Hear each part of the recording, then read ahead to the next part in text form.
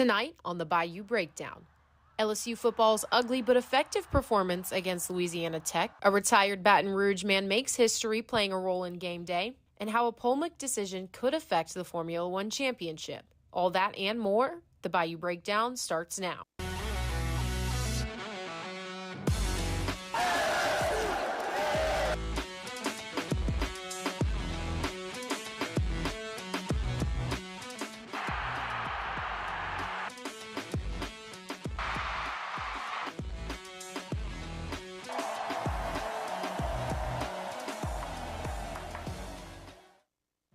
Welcome to the Bayou Breakdown. I'm Olivia Girardi. And I'm Kennedy Banks. And we are going to get right into the action. Number 3 LSU faced off against in-state rivals Louisiana Tech on Saturday night. And Kennedy, I got to be honest with you, this game's got me a little nervous for what this weekend's going to bring. I thought our offense looked extremely shaky, especially Garrett. He had a bunch of incompletions and a bunch of missed targets. But what did you see? Yeah, I think when you have to warm up to a team like LA Tech, it's just really underwhelming knowing that Florida is marching into Baton Rouge next week with a chip on their shoulder from their defeat.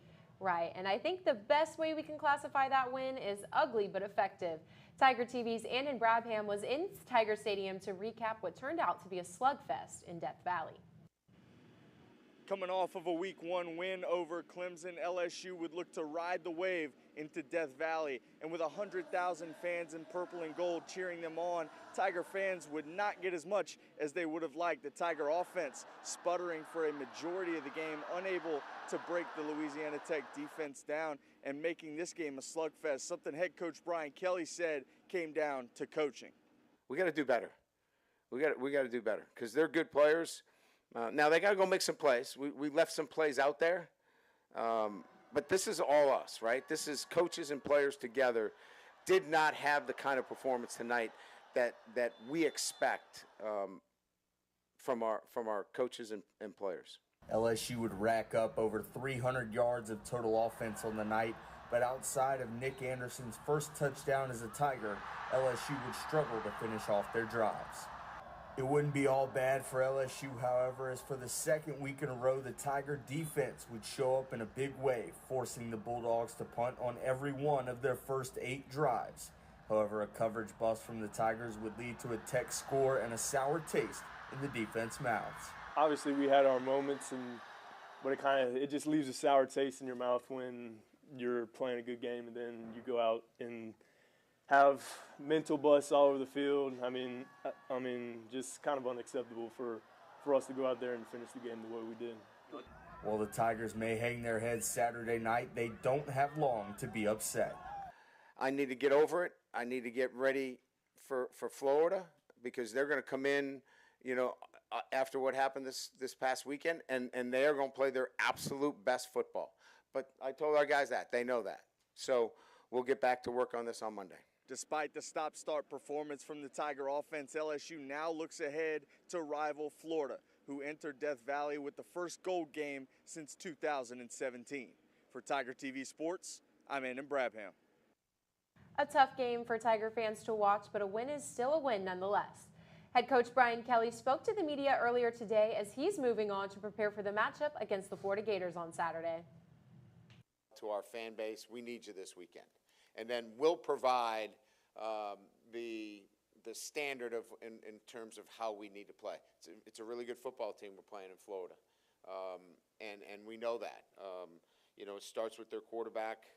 DJ is really arm talent off the charts. He can throw the football.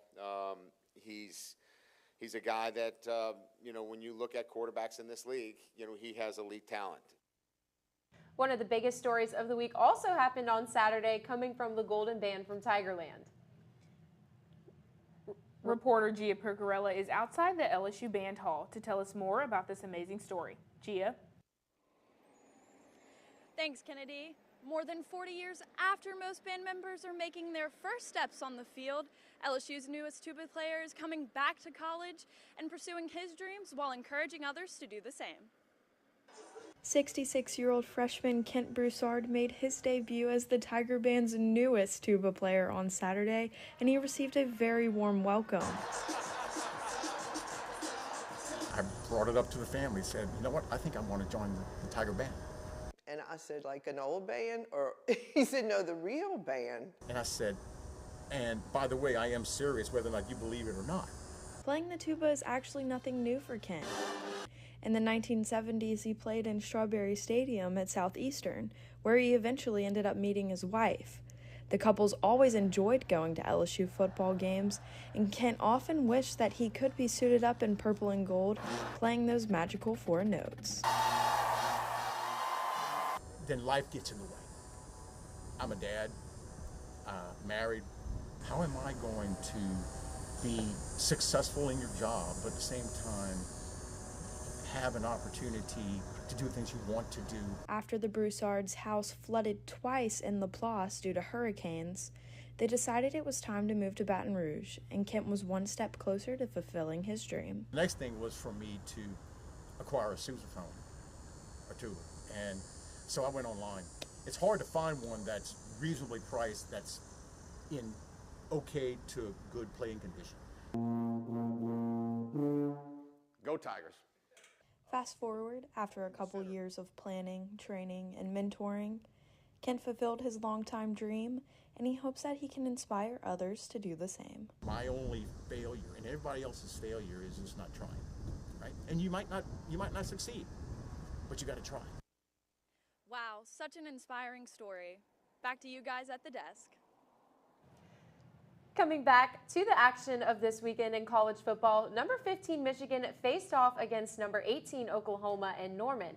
Now this matchup was really exciting, as it would be Michigan freshman QB's Bryce Underwood, only his second start and up against his first SEC team.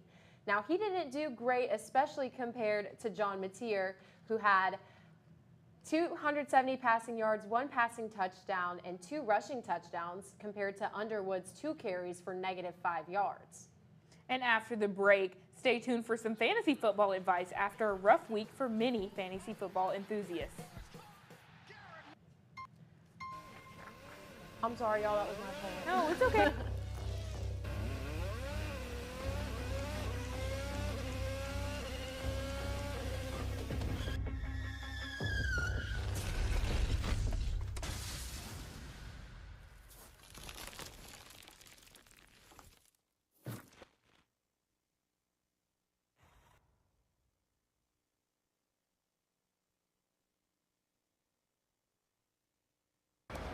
Hate is loud. It gets clicks. It gets attention. Hate, however, is actually quite small. But love. Love is the majority. Love fills our hearts, our lives, our everyday.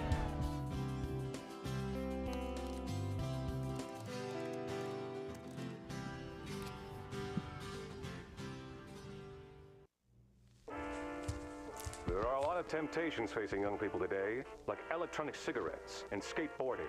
Each vape pod can contain the same amount of nicotine as a pack of cigarettes. This can lead today's youth to a lifelong addiction and severe lung damage. Recall and consider the facts before making a poor decision. The health class film guy isn't the best person to talk to your kid about vaping. Got a few minutes? You are. Start the conversation with your child about vaping today. You need some help? Your toe chains are a little loose. Could spark a wildfire. I could show you how to secure them properly if you'd like. Sure.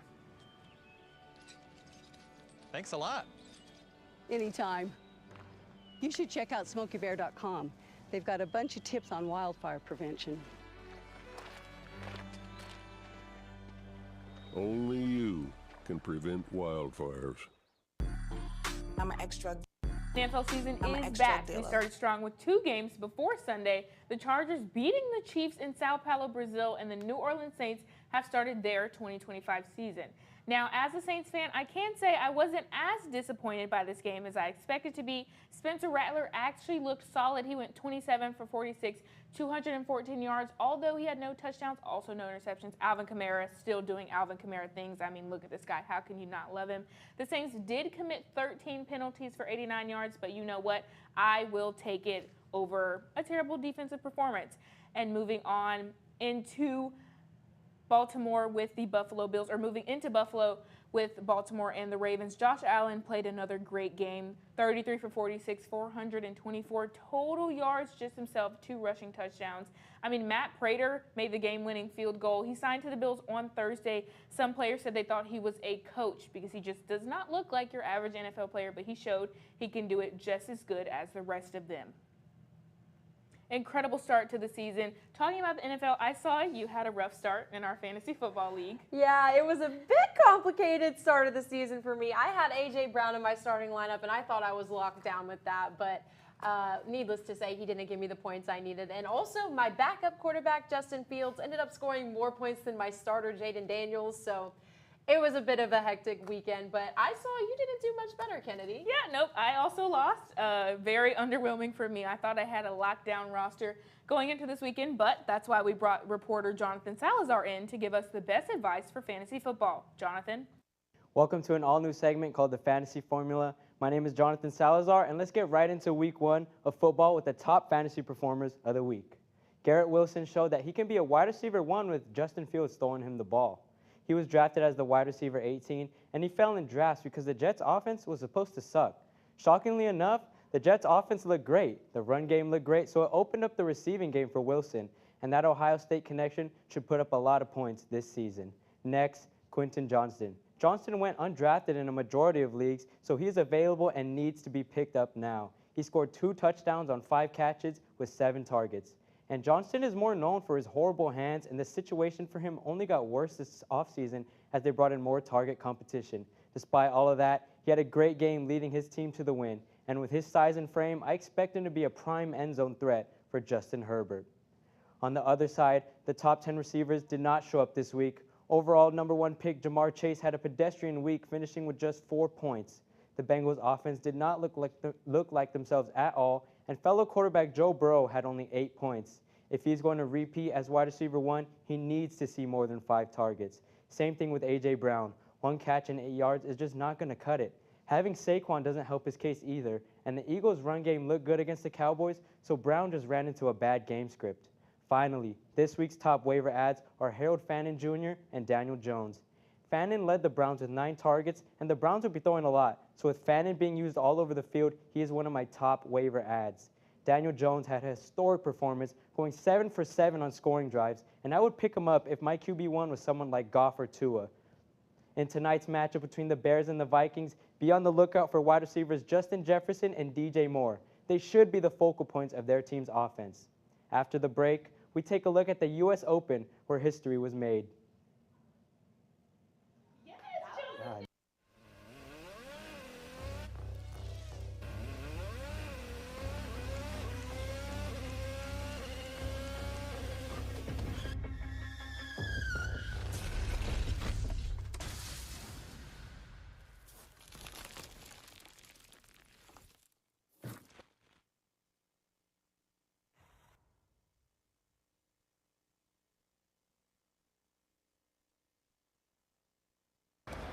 Hate is loud. It gets clicks. It gets attention. Hate, however, is actually quite small. But love. Love is the majority.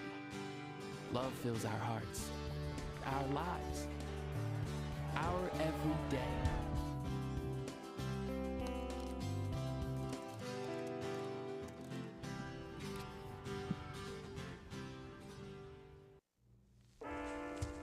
There are a lot of temptations facing young people today, like electronic cigarettes and skateboarding. Each vape pod can contain the same amount of nicotine as a pack of cigarettes. This can lead today's youth to a lifelong addiction and severe lung damage. Recall and consider the facts before making a poor decision. The health class film guy isn't the best person to talk to your kid about vaping. Got a few minutes? You are. Start the conversation with your child about vaping today. You need some help? Your toe chains are a little loose. Could spark a wildfire. I could show you how to secure them properly if you'd like. Sure. Thanks a lot. Anytime. You should check out SmokeyBear.com. They've got a bunch of tips on wildfire prevention. Only you can prevent wildfires. Welcome back. Players from around the world played in New York for 2 weeks competing for a Grand Slam title. Let's start with the men's final. Now, this one was highly anticipated. Number 1, Jannik Sinner versus number 2, Carlos Alcaraz. Now, this matchup is the first time in history that 2 men have played in 3 consecutive Slam finals. Carlos has won the world number 1 title, and this is his 6th Grand Slam championship. At 22 years old, he does it every single time, and I continuously am just impressed by his game. Moving on to Aryna Sabalenka and Amanda Anisimova. Sabalenka came into this as the world number 1, and she showed why in the final, beating Anisimova in 2 straight sets. It was sheer dominance from Sabalenka. Now let's hear from the Queen of New York herself after winning her 2nd straight U.S. Open. Never thought that I'll be able to achieve something like that, and win it back to back. It means a lot, and it's just crazy. I think I need another day to realize what just actually happened. Great win from Sabalenka. I feel like she really needed to show the world that she is the number 1, and rightfully so. From the court to the track, F1 had one of the most iconic races on the calendar this weekend in Monza. And we were expecting to see McLaren cruise by as they've done in the past, but we had a huge surprise yesterday.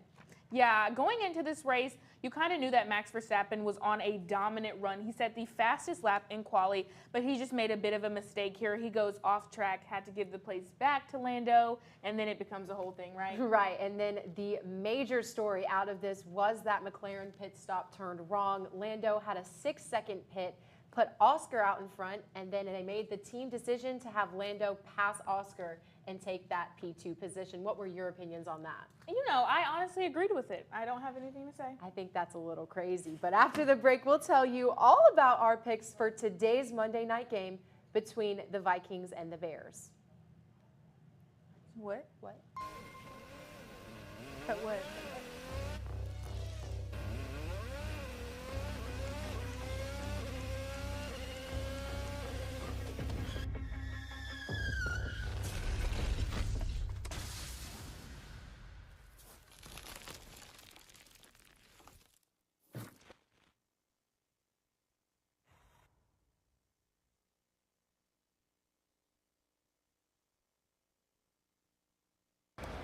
Hate is loud. It gets clicks. It gets attention. Hate, however, is actually quite small. But love. Love is the majority. Love fills our hearts, our lives, our everyday.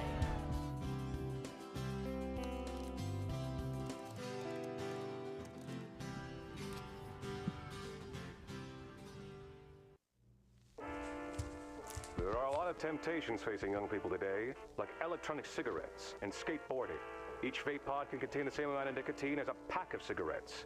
This can lead today's youth to a lifelong addiction and severe lung damage. Recall and consider the facts before making a poor decision. The health class film guy isn't the best person to talk to your kid about vaping. Got a few minutes? You are. Start the conversation with your child about vaping today. You need some help? Your toe chains are a little loose. Could spark a wildfire. I could show you how to secure them properly if you'd like. Sure. Thanks a lot. Anytime. You should check out SmokeyBear.com. They've got a bunch of tips on wildfire prevention. Only you can prevent wildfires. Welcome back. Now let's talk about Monday Night Football. Minnesota visiting Chicago, a great divisional matchup where former Lions offensive coordinator will debut as head coach for the Bears. And we'll also see another debut, J.J. McCarthy, first time marching onto the field. Obviously, he got injured last season. Any predictions for him? Yeah, I'm really hoping he has a breakout season. I know he was talking some talk on Instagram earlier about his eye black and calling it war paint and saying he's ready for battle. And I think that's the mentality that you have to have, especially in your first game of the season. But what about you? Yeah, I'm taking the Vikings. I think any team with Justin Jefferson as their #1 wide receiver, the chance to lose is slim. Right, and that's all we have for this edition of the Bayou Breakdown. Be sure to keep up with everything LSU on our social media at LSU Tiger TV. For Tiger TV Sports, I'm Kennedy Banks. And I'm Olivia Drawdy.